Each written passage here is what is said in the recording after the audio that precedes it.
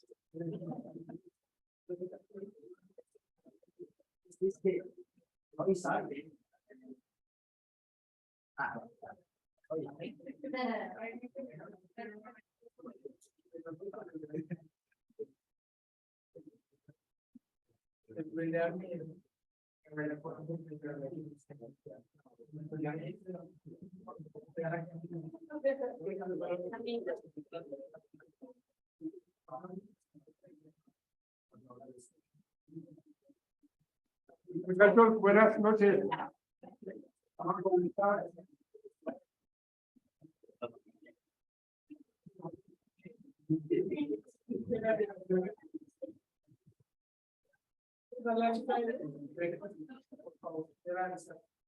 Bueno.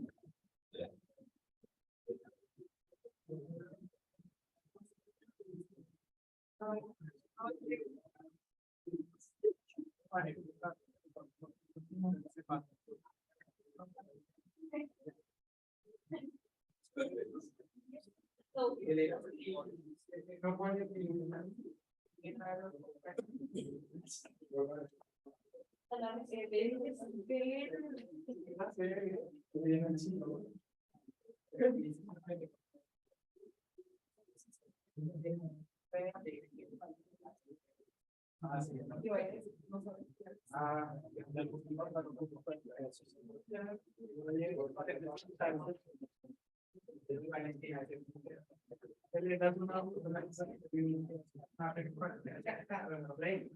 Bueno, vamos a comenzar.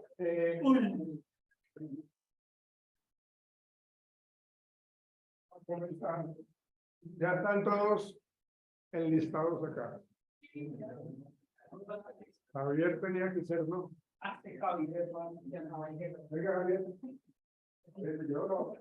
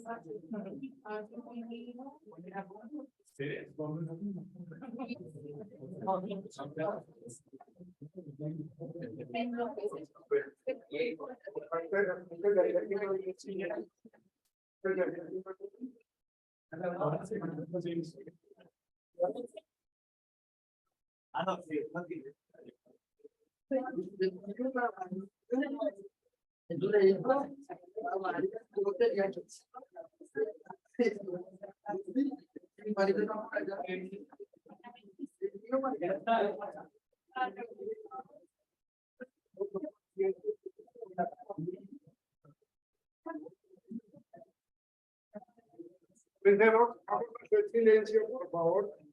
Recuerden, muchachos, señoritas, que este es el examen final, ¿no?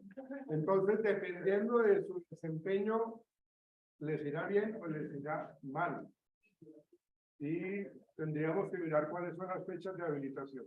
¿Sí? Ojo con eso entonces, por favor. Bueno, vamos con... No los tengo yo a ustedes. Ana María Jaime y María Angélica Mateus. Listo, entonces. Vamos. Les pido el favor de que hagamos silencio. Comiencen, señorita. Buenas noches. El tema que nosotros escogimos es el tema de migración de ciudadanos venezolanos hacia Colombia, en donde dentro de la lectura encontramos que este tema de migración obedece a un tema de desorden en la gestión de salud, tanto para el país como para la parte migratoria o del Estado como tal colombiano.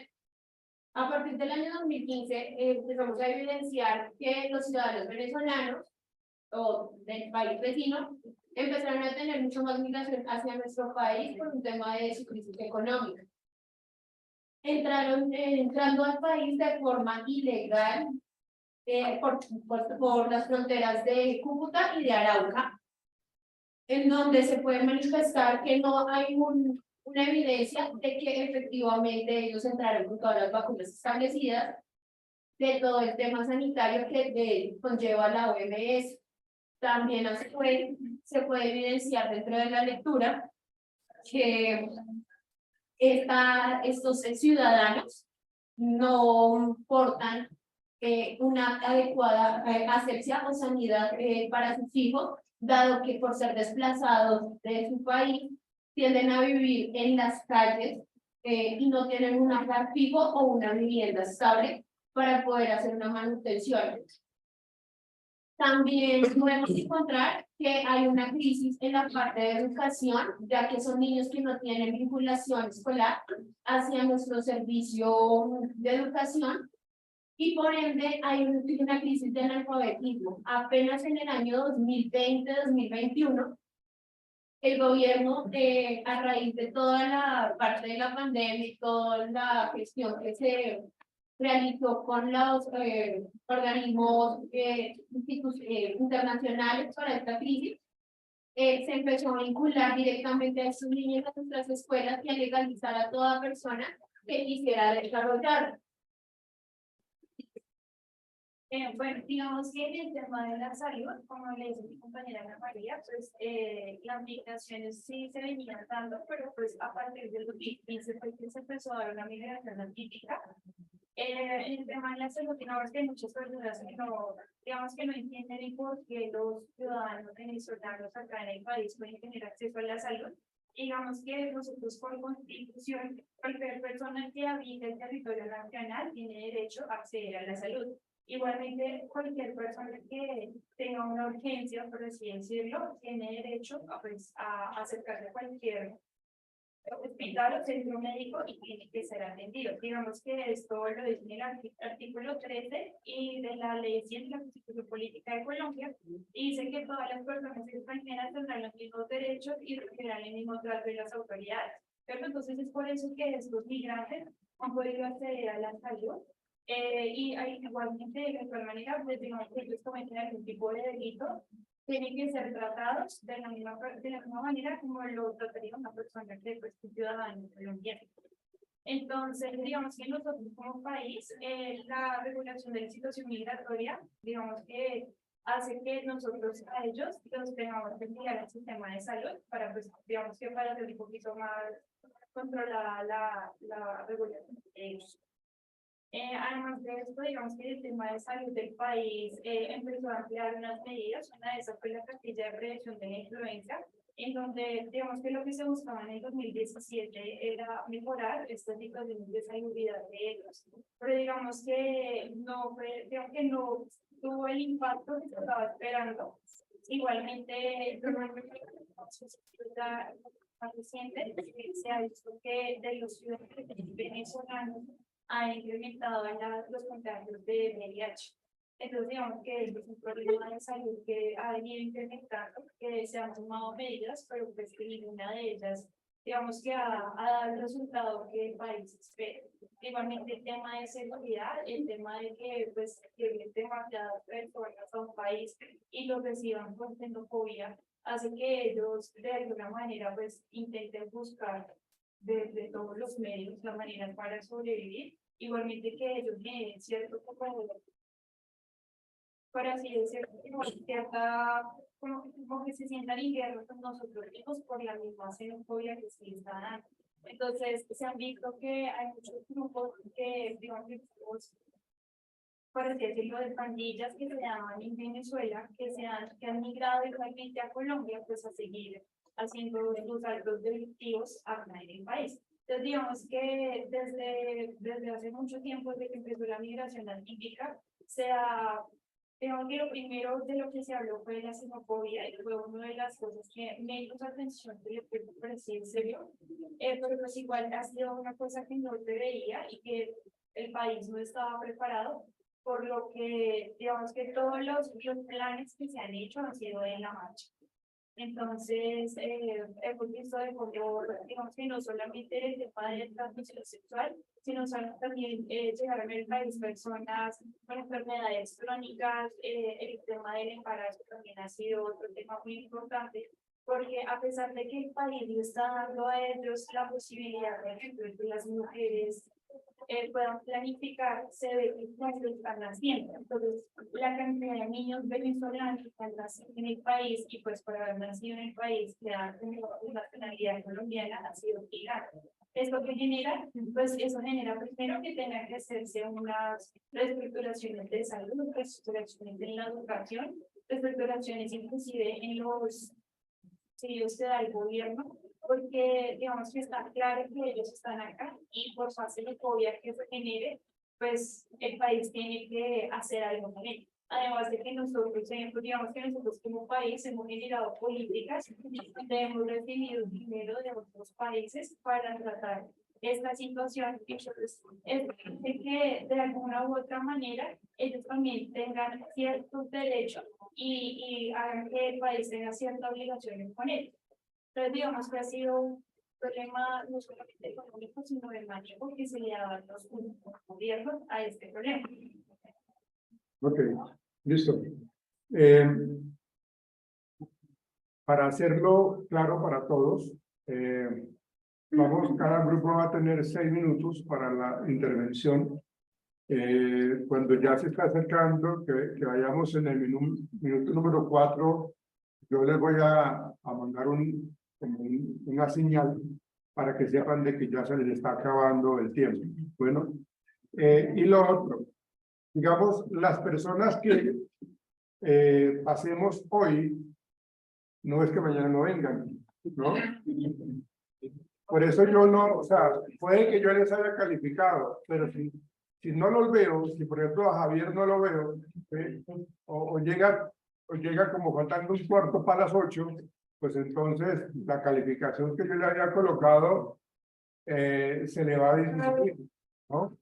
El compromiso es que tanto hoy como mañana ustedes asistan muy juiciosamente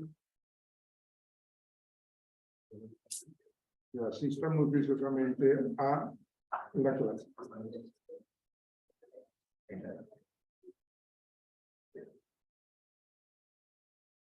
Bien, entonces vamos a continuar.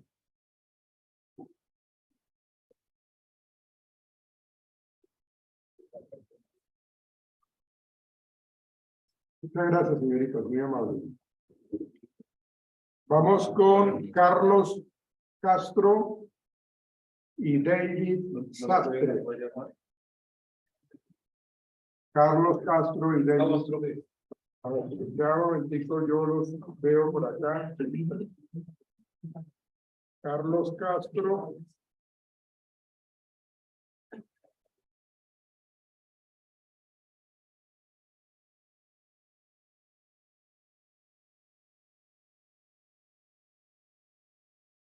Bueno, entonces ya les doy el tiempo a ustedes para que comencemos.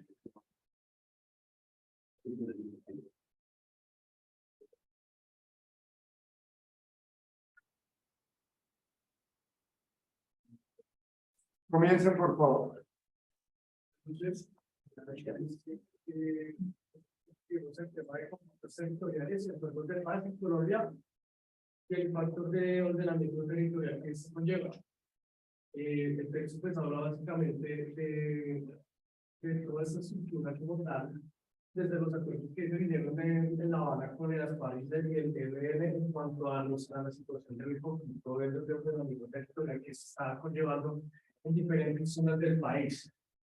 Entre estas, quiero abarcar varios temas de los cuales hablaban de las áreas o las zonas rurales, urbanas, subrurales del país, que proponían de cierta forma una solución o una alternativa para poder garantizar, digamos que de alguna otra manera, la seguridad de las personas que pues, convivirán. Para eso que se hizo una serie de análisis, de los cuales pues ellos quisieron tratar del artículo y de las dinámicas del urbano regionales, la planeación de la gestión territorial y las propuestas que iban a tener frente al ordenamiento territorial que se iba a hacer en las zonas. Para esto, pues ellos quisieron, digamos, tener un impacto muy importante frente a los tratados que se iban que iba a tener el gobierno con las defensas de la paz y asimismo el impacto que iba a generar frente a las comunidades del país.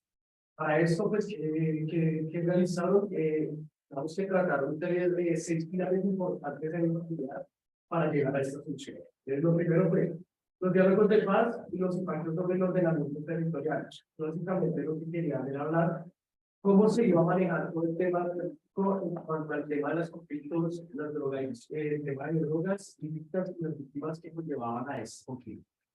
Por otra parte, un segundo pilar que hablaba sobre el conocimiento de los territoriales derivados de los proyectos energéticos, megaobras y proyectos de infraestructura. De alguna u otra manera, pues como estos conflictos que se veían más que todo se ven en las zonas de a las zonas centrales del país o a las partes de los extremos, querían evaluar el impacto que esto iba a generarles en cuanto a las obras de grandes infraestructuras que conllevaban, pero conectaban directamente a los sectores del país.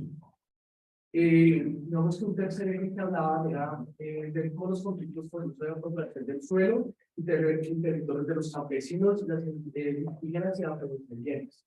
La forma en la que iban a hacer negociaciones, si definitivamente o ellos se quedaban con esas zonas, o si definitivamente podían llegar a una negociación en la cual no afectara directamente a estas personas de estas leyes. ¿Listo? Y un cuarto eje que hablaba del análisis que tiene que ver con la transformación territorial en Colombia y las relaciones económicas y el desarrollo. En esa parte lo que ellos querían era básicamente evaluar de qué forma podían hacer la distribución sin que se hubiera afectado las situaciones en el país. Bueno, también en ese acuerdo también se tuvo en cuenta cómo aplicar el desarrollo territorial, los acuerdos, teniendo en cuenta la oportunidad de empleo, el desarrollo regional, eso es teniendo un equilibrio perdón, con el medio ambiente, sin comprometer los recursos naturales y la sostenibilidad a futuro, que fuera aplicable los acuerdos por la población, que nos permitiera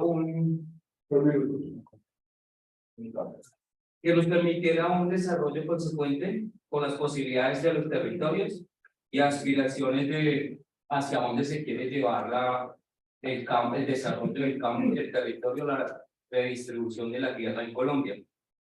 Nos dice también que en esto se hace configurar modelos y desarrollos para llevar a una Colombia en paz, una Colombia en post-conflicto. El quinto eje nos habla de la participación social, conflicto armado y paz. Dice que la sociedad civil, entre el Estado y la dirigencia, y se hicieron una mesa para ser explicados y llevar las necesidades para que se puedan incluir dentro del plan de ordenamiento territorial a futuro y así poder tener un proceso de reconciliación y reapropiación del territorio. También nos dice el artículo que finalmente debemos de mirar el posconflicto, el escenario de confrontación y conflicto social y armado hacia las áreas rurales y qué tanto las ciudades hoy juegan un papel importante y determinante en este tipo de ordenamiento territorial, ya que al pasar de los tiempos hubo mucha migración del campesino hacia las ciudades, incrementando como en las ciudades, como no podemos decir cinturones de pobreza, sino las áreas normales que hoy los llamamos, que es como venir a ocupar los cerros orientales o en su defecto hacia el sur. O sea, en esto también nos indica que establecer ordenamiento territorial apoyados con la participación social y activa del Estado. Dice también que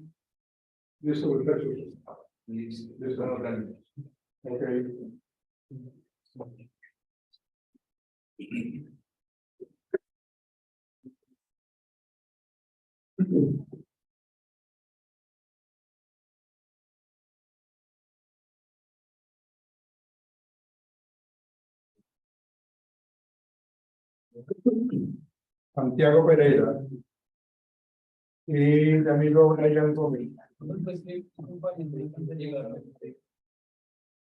es que no alcanza a llegar? hay un problema ahora, no alcanza a llegar. Bueno, démosle la oportunidad.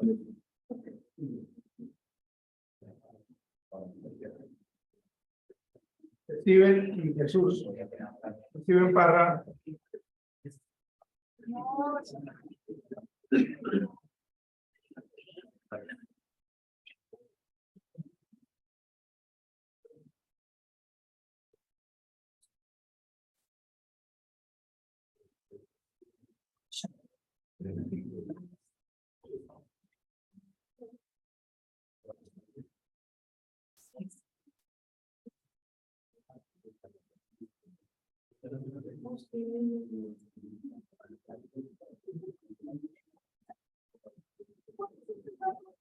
¿Listo, muchachos?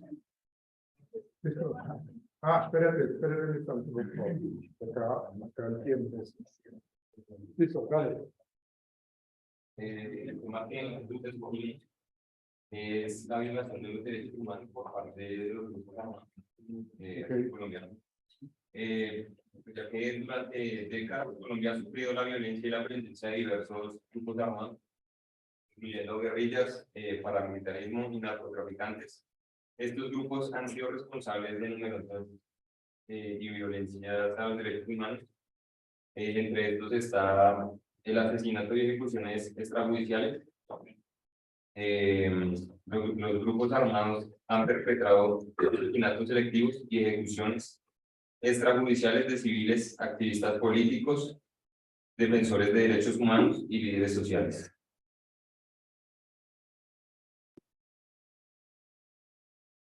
Por otro lado, el desplazamiento forzado.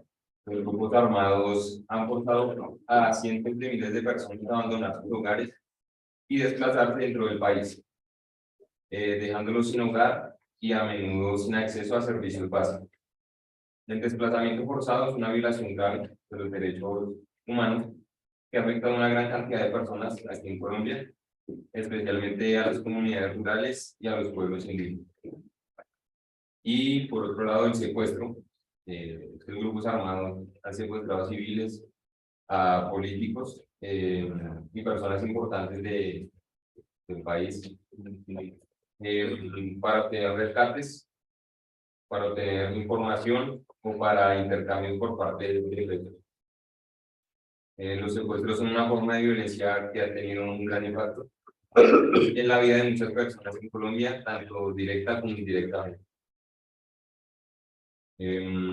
La violencia sexual. Los grupos armados han perpetrado violencia sexual contra mujeres, niños y niñas, incluyendo violaciones, esclavitud sexual. La violencia sexual es una forma muy extrema de violencia que tiene un impacto profundo y duradero en las víctimas y que a menudo se utiliza como una táctica de guerra para aterrorizar a las comunidades y controlar el territorio. Bueno, entre los derechos que se perpetraban estaba como los primeros puntos: el derecho a la vida, el derecho a una vivienda justa y el derecho a la libertad y libre expresión. El punto más crítico era el de los asesinatos y ejecuciones extrajudiciales. Lo que pasa es que ellos, cuando se veían como acorralados, cuando se veían instigados, no tenían como piedad de secuestrar a cualquier persona que quisiera. Veían un pueblo más cercano y de ahí al azar escogían a las personas y las secuestraban, por decir, sin importar si eran mujeres, niñas, sin saber si pertenecían a un grupo importante.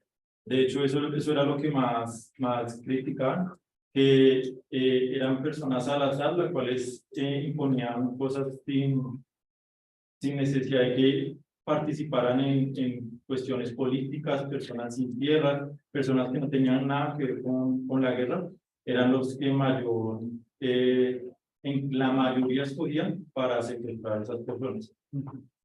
Tenían también el punto crítico del desplazamiento forzado antes y después de que empezó el conflicto, porque es que los que repartían las tierras en su época era el gobierno, pero entonces había mucha desigualdad de que no estaban de acuerdo con que se hicieran esas reparticiones por parte de ellos, o había personas que decían que tenían más unos, más otros, y entonces empezaba ese conflicto entre ellos. Igual la falta de participación en la política, pues porque ellos estaban muy alejados de las decisiones que se tomaban desde acá.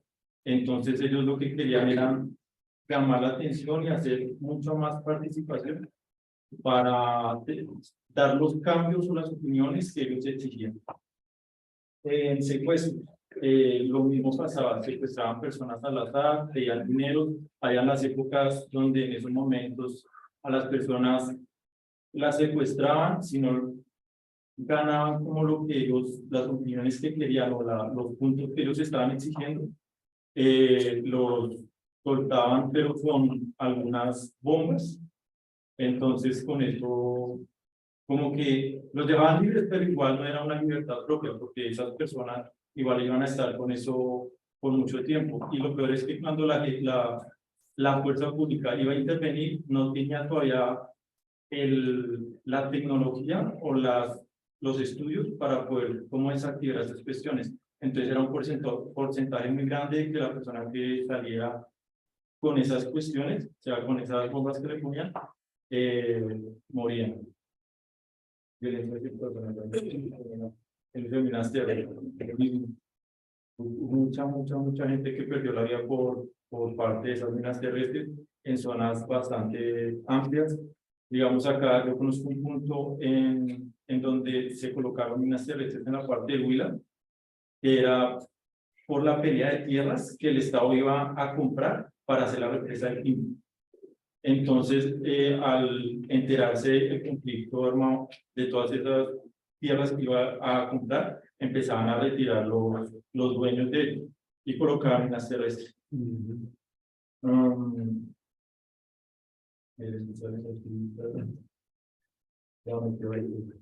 ¿Listo?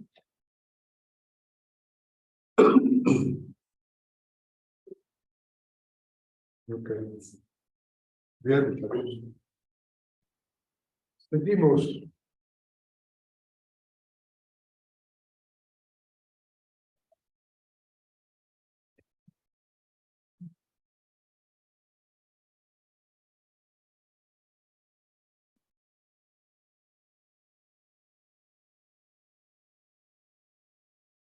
Javier y Rosicela.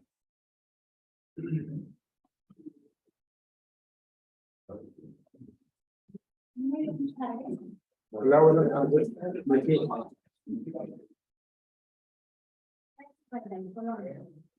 Cuando hablamos de desigualdad económica, en este caso, el Banco Mundial de Inversión el país desigual en América Latina y el séptimo lugar. Aquí Colombia se ubicó en el séptimo lugar de los países del mundo con mayor desigualdad de ingresos y en el primer lugar de desigualdad en Sudamérica, según el Instituto de Finanzas. El segundo dato del DANE, más de 21 millones de personas viven en la pobreza y el 7,4 millones en pobreza extrema en el 2020. Fortalecimiento económico del sostenimiento del Producto Interno Bruto se situó entre el 6,6% entre el 2006 y el 2014. El índice de desigualdad descendió durante la época de la bonanza petrolera.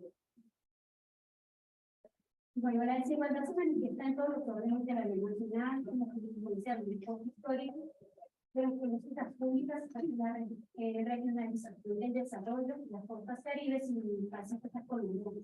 Presentan las cifras con más críticas en materia de desempeño económico y social, situación que sostiene la industria internacional, en donde las zonas costeras son justamente las regiones más prósperas, los bajos niveles de integración en el crecimiento económico regionales inherentes a la carácter de la estructura de la identificar el descentralización de poderes públicos.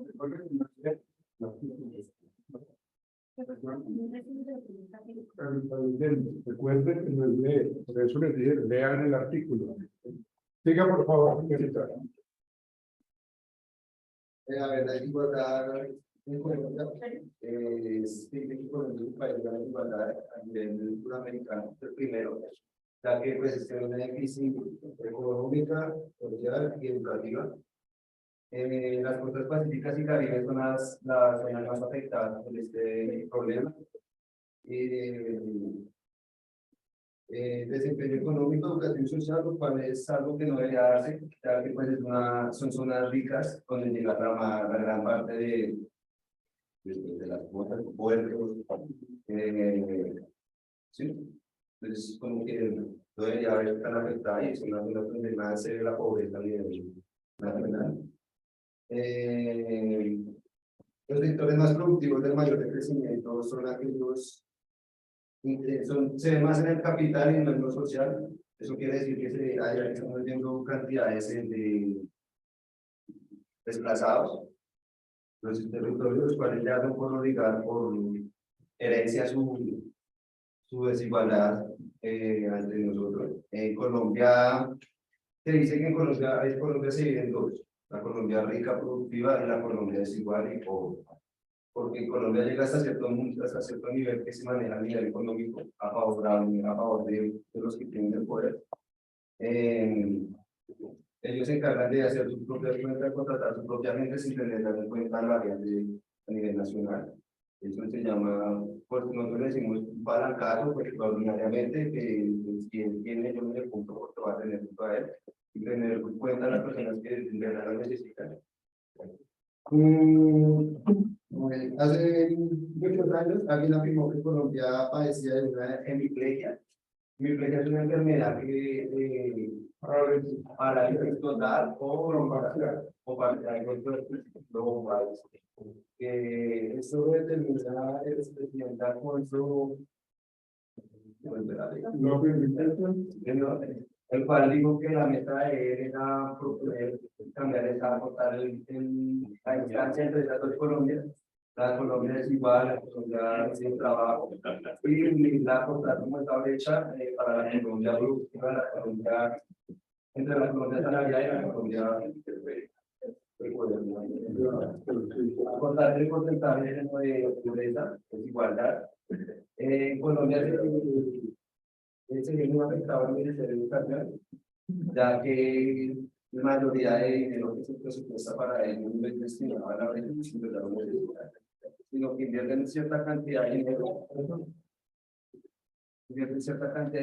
a instituciones que ya prácticamente lo tienen, como por ejemplo que apareció el proyecto el Senado, la Javeriana.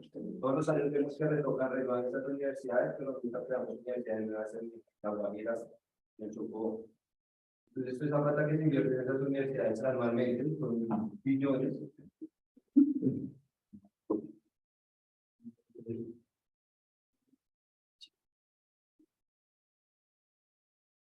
Buena la comparación que hace el expresidente de la que me parecía interesante.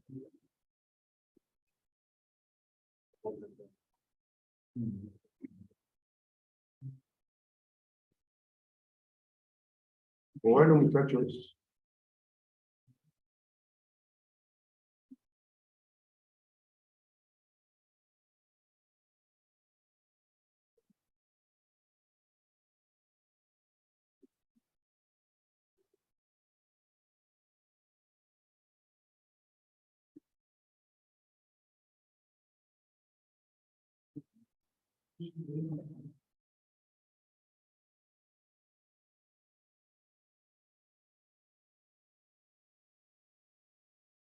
Ana María, ¿cuál es el apellido? Castañeda, ¿Con quién estás? con Dylan Vázquez. Que no los veo acá. Es que yo señalé que hay un documento. Claro, entre ustedes es violencia sexual hacia las niñas indígenas. Pues entonces, pero yo los busco acá. Ana María, ¿qué? Castañeda. Castañeda. Y Dylan. Bueno,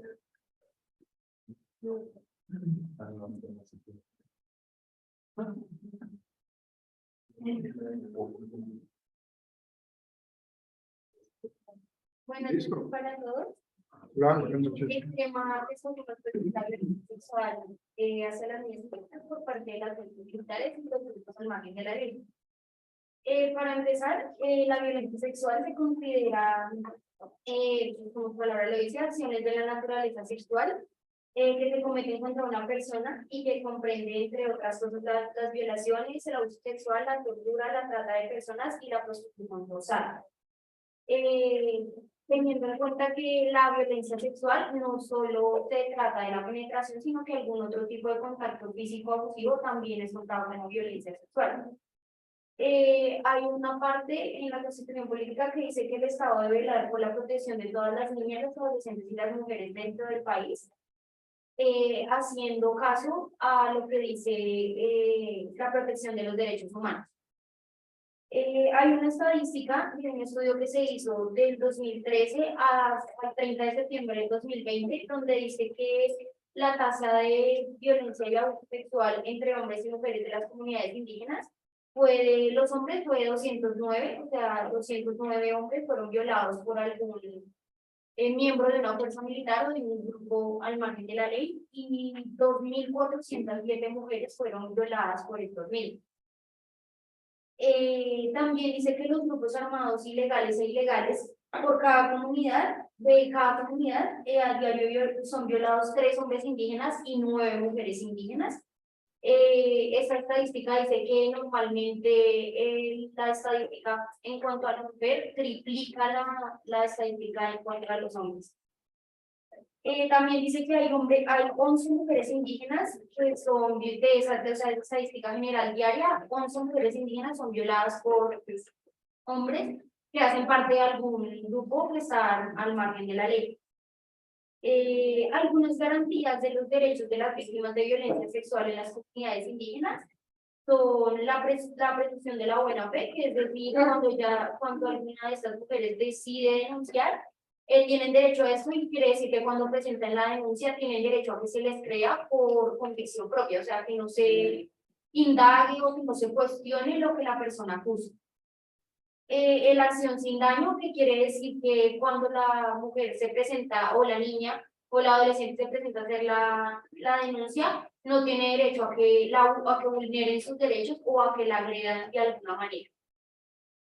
La igualdad y la no discriminación quiere decir que independientemente de la comunidad étnica a la que haga parte, no se le puede ser discriminado por su raza, ni por su orientación sexual, ni por su lenguaje, ni por nada demás. La no revictimización, que quiere decir que la mujer o la niña o la adolescente debe ser tratada con dignidad y con respeto, o sea, que el caso no se puede tomar como una burla, y que deben hacer obligatoriamente un reporte de la denuncia con los datos pertinentes del lugar y de la persona de la comunidad a la que pertenece.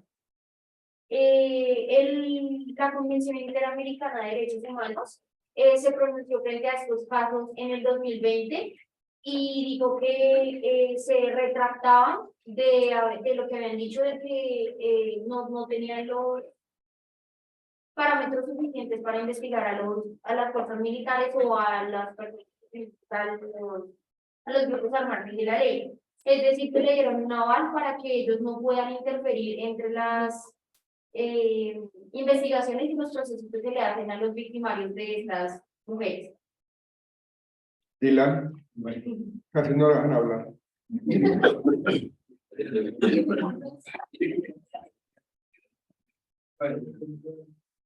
De lo que dice mi compañera, depende de verdad de reparación, y no repetición concepción de categorías de la violencia sexual.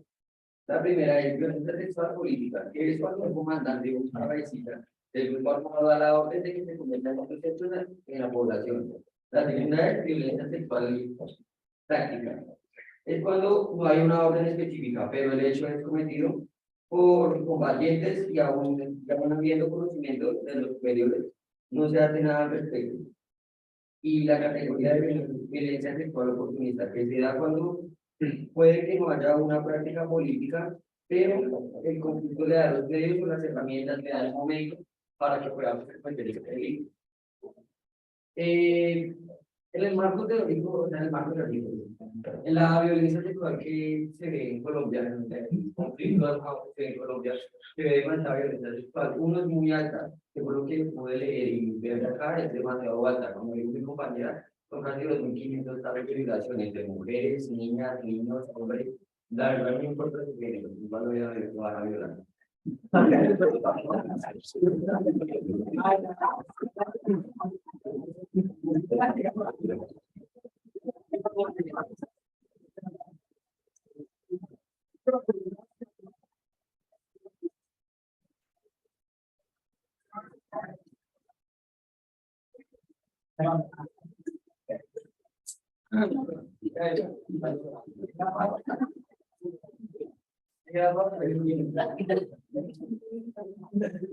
Bueno, como venía diciendo, y algo que también debe ver es que fue invisible. O sea, lo que usted, las reglas que usted hace o lo que pudieron ver muy invisibles de las casi 2.500 que dijo mi compañera, la verdad solo puede ver como 20 que tenían un presunto agresor, también está bien, las otras no tenían información, simplemente eran ni siquiera ni de un cuidado, de personas.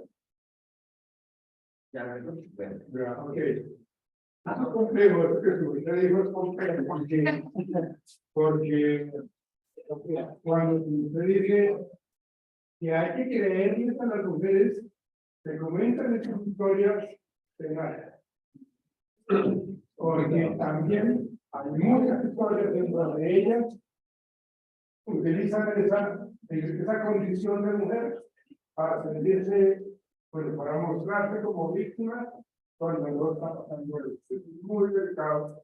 O sea, yo no estoy diciendo que no se le deba quitar a la mujer para ese tipo de situaciones, pero darle tanto poder a la palabra misma, a la sola palabra.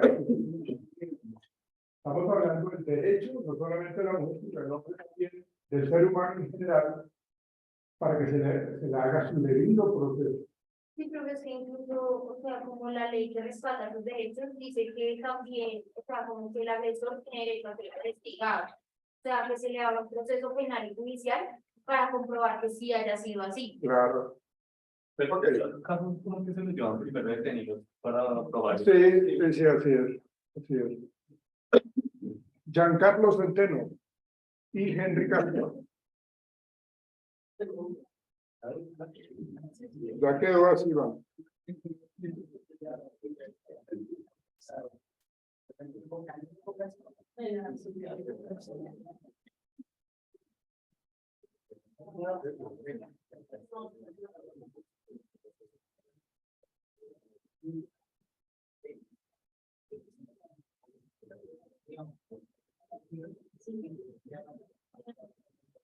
¿Listo, muchachos? El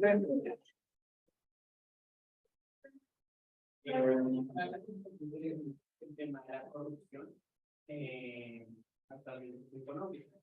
Quisiera empezar con una pregunta para todos, y es ¿qué tanta confianza o qué percepción de confianza les da en este momento las organizaciones o la parte nacional, digamos, de todas, pues, de todas las organizaciones, o el Senado, la Cámara, todos los representantes de la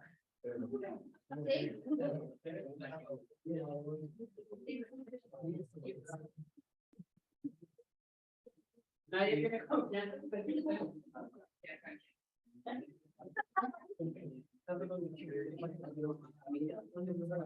tiene que empezar con esta pregunta? En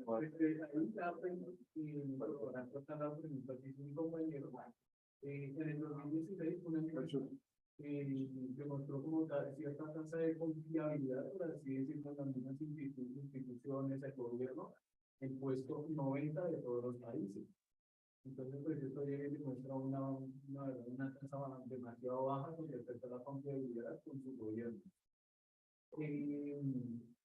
Bueno, estas causas, pues muchas veces se da, ya sea por la misma impunidad que muchas veces se consigue, la narcocorrupción, la misma ineficiencia institucional que muchas veces se interpreta, les dan dejas aportarse, como las mismas celdas que son literalmente como si fuera la misma casa, y toda esta parte. Si me permite, un artículo precisamente que escribió el tiempo en 2016, de dice, cada cuerpo corrupto es condenado, uno está pagando su condena en la cárcel. Las otras tres tienen libertad condicional o prisión domiciliaria.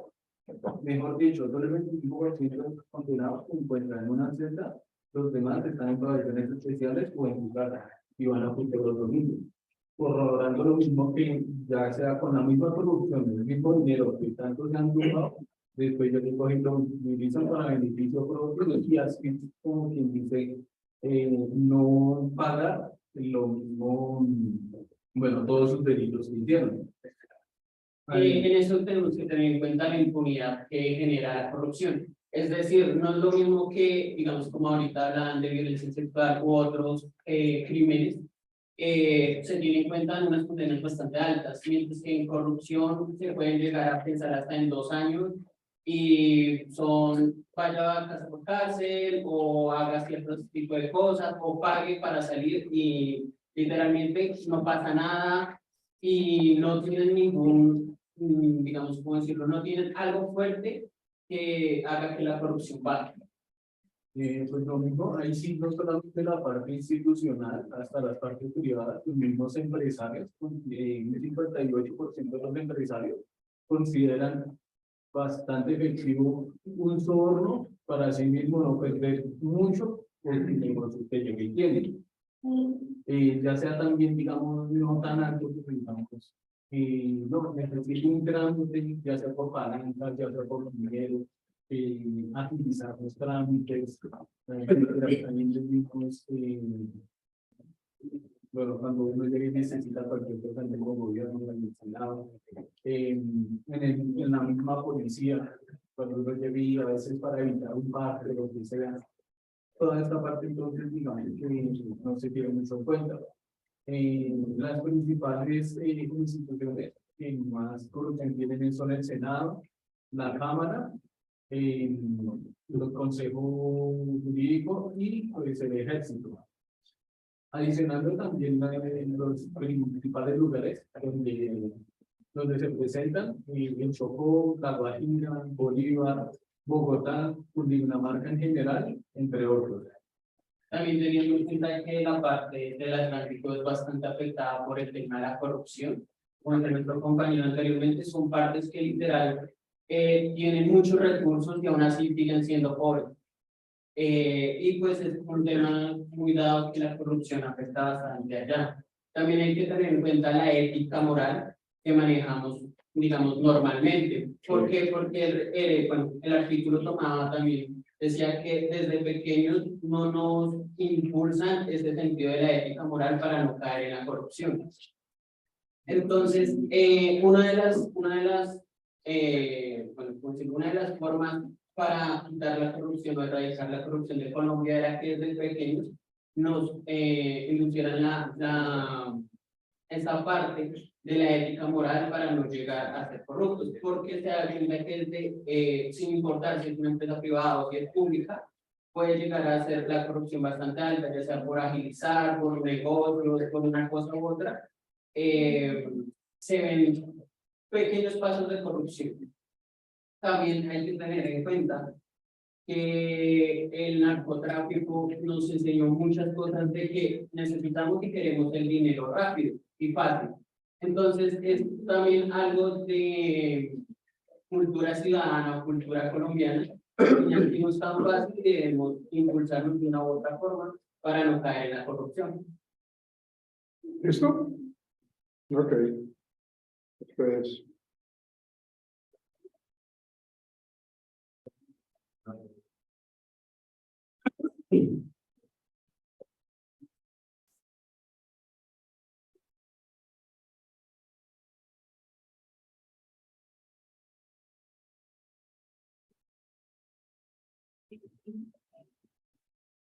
Diego Andrés y Alejandro Castillo. Diego Andrés Correa. Aquí no sé.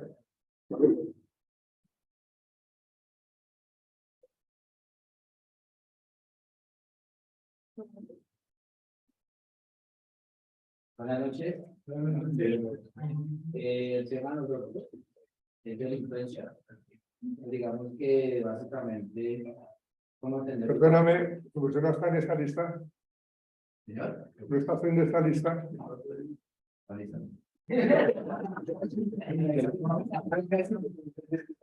Estamos en clase de cátedra. ¿No te anotaste? ¿No? Alejandro, ¿tampoco lo has anotado? No, Ortega. Alejandro Castillo, ¿no?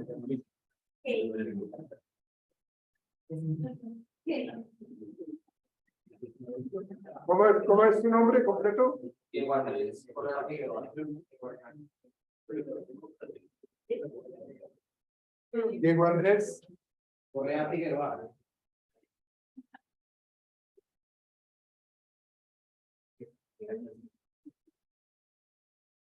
Bueno, ahora sí. Dale, por favor. Sobre el artículo que, digamos, que escogimos, es sobre delincuencia. Básicamente es como entender, digamos, lo que incluye a las personas a que cometan delitos, digamos, a atacar como el derecho a la vida de una persona, atacar el bien ajeno. Dentro de esas cosas se identificaron que el 74% llegan a ser hombres y el restante pues menores de 30 años y el restante pues ya son menores de 20 años hasta menores de edad. Dentro de eso pues se abarca una población más o menos que un gran porcentaje de los que cometen estos delitos o delincuencia como tal llegan a ser venezolanos y lo que más atacan como tal pues serían como factores de delito como automotores, como a la acción personal de alguien para quitarle sus bienes. Muchas veces ahorita los delitos no llegan a ser como algo de como atacar a la persona, sino llega a ser a veces como un delito de que llega una persona de bien, como ayudar a alguien, y de un momento a otro pues llegan a aplicarle como cosas a las personas para poder así robarlas también. Claramente el gran porcentaje también digamos, llegan a ser como homicidio por quitar las cosas a las personas como tal. Pues analizando el ranking de las Naciones Unidas que encuentra 193 países, Colombia actualmente en criminalidad y delincuencia se encuentra en el segundo lugar, superó nomás por el Congo. Y esta organización tuvo en cuenta 3 elementos por cada país: mercados ilegales, estructura e influencia de los actos criminales y resiliencia, que se define como la capacidad del Estado de crear interrupciones en las actividades delincuenciales mediante para nadie es un secreto pues que Colombia ha tenido ya 50 años de guerra interna, sobre todo con la guerrilla en su tráfico ilegal de drogas y secuestro de civiles para su economía básicamente. Y también se muestra que pues, lo de la delincuencia se puede ir en 4 señales. Puede ser en algún momento del pasado por un evento político, una guerra civil o un magnicidio, pero también se puede atribuir, lo atribuyen como una herencia que pues, de tantos años de guerra, Colombia heredó mañas de delinquir hacia las personas. También se puede señalar la pobreza como una persona que en realidad necesite hacerlo, que no sea tanto por actos malvados, sino que necesita alimentar, por ejemplo, una familia o cuidar de sus hijos. También se puede atribuir a la ausencia del Estado, a las faltas de apoyo al público sobre los temas de delincuencia y también del Ministerio de Trabajo y a la infraestructura del día de telecomunicaciones. Se asocia también a la violencia con una mezcla de asuntos históricos, así como la guerrilla, los bandos, las bandas, problemas familiares, étnicos, culturales, entre otros. Y pues desde este enfoque histórico es casi imposible establecer opiniones prioritarias de la política para combatir la criminalidad. Eso también se deriva que en Colombia durante los últimos 3 años, desde el 2019, ha habido 25,1 homicidios por cada 100.000 personas. En el 2020, de 23,8 bajó en 2 puntos, pero en el 2021 hubo un aumento de 25,8 homicidios por cada 100.000 habitantes. Uno de los factores más importantes que se puede destacar de estas personas es que y afectación del desequilibrio mental, deterioro del núcleo familiar, también aparte de valores morales, y pueden estar falleciendo a temprana edad por bronca callejera. Que ocasionan que se vuelvan personas delincuentes. Conductas por ocasión que son al momento ellos reaccionan a hacerlo por lo que no sabían que necesitaban hacer. También fue conductas de transición que ya están acostumbrados a realizar estos actos, y las conductas de condición que pues no son tan graves, sino que se producen mediante amenazas entre el mismo grupo social. Y ya. ¿Algo?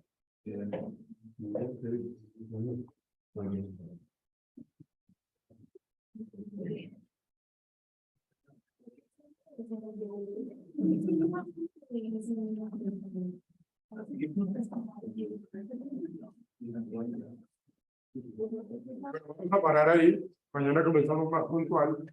Tenga cuidado, recuerden la recomendación de vida. Nos vamos a...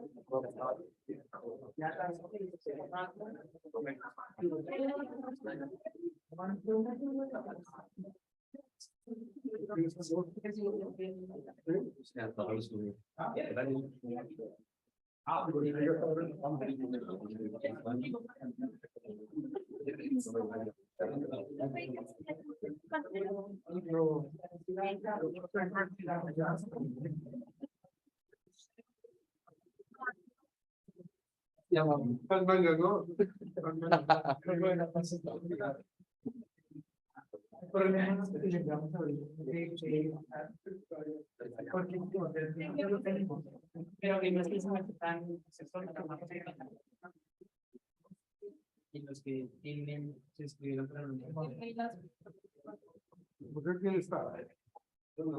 Ah, ok. Bien, bien. Sí, al grupo. Pero digan,